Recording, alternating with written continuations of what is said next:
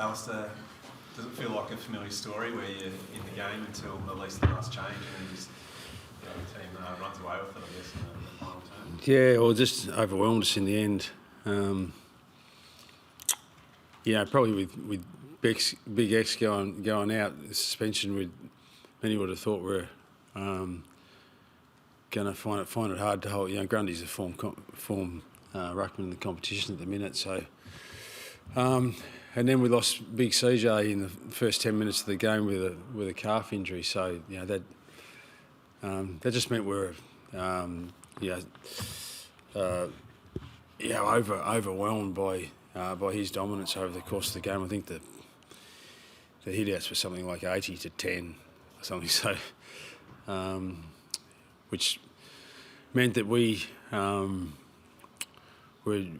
had to react to a lot of those hit-outs in the middle of the ground. It was hard for our midfielders to try to predict exactly what was going on with the ball when they had just that type of hit-out advantage over the course of the game. So, I thought we battled away really bravely for a big part of the game in that part of it. But I think the clearances were 4-15 in the last quarter. It's just like. We just couldn't sustain the competitiveness in that part of the game that we would have liked. But I thought for the greater part, we were physical and strong and put pressure on the Sydney ball carrier and allowed ourselves to be in the contest. But they got on top late in the game. Just on the stoppages there, you're able to match the Swans there. Let's say in the second quarter, I think you're even on top of it, despite Grundy's dominance with the taps. So what falls away sort of over the course of the game that allowed the Swans to overall get Well, on a top? combination of fatigue and belief. Fatigue, we second youngest side in the competition going into this week's game of all the sides that played. So, and Big Teeks come in to do really the second rucking for us today, behind CJ.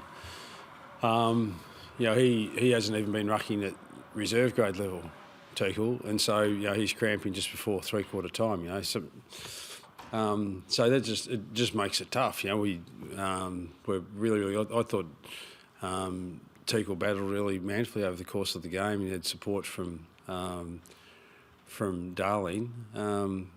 But it just overwhelms you in the end, and so some of it's fatigue, and some of it is just like you're trying different things in there. The midfielders are trying different things. Oh, this isn't working, so let's try this. You got to try different things, and some of them work, some of them don't. So, but in the end, when opposition are winning 80-10 in hit-outs, the dam wall's going to bust at some point in time, more than likely. How is CJ? Was there a specific incident that caused the injury? I don't know. We were just told that he's out of the game with a calf strain. So, we'll get that assessed during the week. Must be pretty rough for him though. He's had a horror run really since he's joined North Melbourne. Yeah. He'd come back from a nasty Achilles injury, and they're always a slow and difficult process to rehabilitate those types of injuries. But to his credit, worked really hard and get himself back in the senior side, and then hurts a calf, which I think is on the other side, bizarrely enough. So we'll wait and see and get that scanned. I don't know the severity of it, but if he was deemed unfit to be able to continue in the game, you'd think he'd be unlikely to play. So do you just back in Bryn Teakle from here for as long as CJ might be out, or is there an opportunity for Taylor Go, for example, who had 47 hit-outs? Yeah, we'll have a look at that, and we've been really pleased with his progress, and we gave that consideration this week whether we'd give young Goaty a chance at it, but it's just like wow, it's the form player of the competition right at the present time, and just a monster. It's just like we want to give our young players every chance of having some success when they come in and make their debuts, and.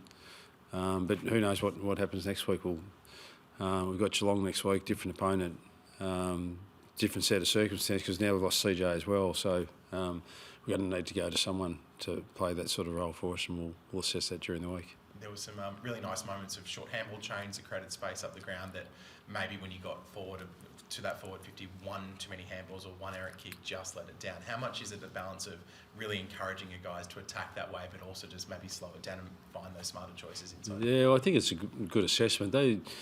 Whether it's experience, but their composure with the footy and their polish, and being able to connect and change angles with the ball was, that was the feature of the Sydney Swans side last year for a great part. And in the last 6 or 8 weeks, that part of their game has become really, really strong again, and we saw that at different stages tonight. I thought we defended pretty well, and kept them to a reasonably low total, really, for the way that they like to play. But we couldn't capitalise on some of the chances that we had ourselves, because I felt that we got out and had chances, and we either dropped the mark or missed the kick or fumbled that fourth handball on the trot, just missed its target. Hopefully we can get better in that space and punish the opposition a little bit more for those chances that we have. It was another probably really good challenge for Paul Curtis the Swans sent Sam Wicks pretty heavy to him to really try and limit his influence. What's the key for Paul to try and break out of that and really try and assert his kind of skill in the game? Yeah, well, the poor kid just can't get a break in terms of getting a free kick. He gets held a lot, and it's nearly like the too rough rule for him in terms of the way that he plays the game. But the too rough rule gets applied to him, and he doesn't get the free kick. So he's got to work his way through that. We had opportunities. Like just little opportunities like that ball gets reversed as a goal. The opportunist forwards, by and large, he's been really, really good for us over the course of the year, and he's going to get some attention like that because they know his danger is significant. We just couldn't get the ball into him with space. He was out along despite the close attention of Wicks. He still had opportunities, and we just couldn't find him on some clear balls where we were out. But we'll keep working on that, and hopefully he and we can have a bigger impact when we go inside our 50. Charlie Comben spent a bit of time forward. I think he ended up with 2 behinds. But what do you make of his efforts up there? And is that something you look at, I guess, longer term, especially when you got Dawson, Pink, and Logue down back? Yeah, being a bit too top heavy. Yeah, we'll work our way through that over time. He played all his junior footy mainly as a forward, and we've played him down back for the best part of the last 2 years, and has acquitted himself really well down there. So it might be a little bit horses for courses, but when he went behind the ball in the last quarter, he was able to find the footy a bit more and intercept some of their kicks forward. So. But we'll just work out where his best position is for him and the side. And just looking longer term, I guess, for the rest of the season, what's sort of the goals you've got for the last 5 games after that good 2-month stretch that you had? I mean, it's been the past months, been bigger margins in the end. Yeah. I just keep, we got. Wow, I'm just trying to think how many, mainly forced to us by injury, but the opportunities we're getting to give these young guys the chance. Young Banch plays his first game tonight. Dawson's played very, very little AFL footy. Constanti, these guys are all in their first year of AFL footy. McKirch is still a young player. Hardiman, these sorts of guys that. Just the exposure that they get, and we've still got 5 games to play this year, and we can get an enormous amount out of the 5. We got an enormous amount out of tonight's game, despite the fact that we lose by 5 goals or thereabouts, and disappointed that we lost. There's a lot of parts of our game tonight that we're really, really pleased with, but probably ball in hand, the difference between the two sides outside of the dominance that Sydney were able to have in terms of the hit-outs. The difference in the two sides was the polish with the footy in hand, and Sydney were able to just find easier targets than what we were. Any other injury concerns besides? No, I don't think so. Yeah. Thank you.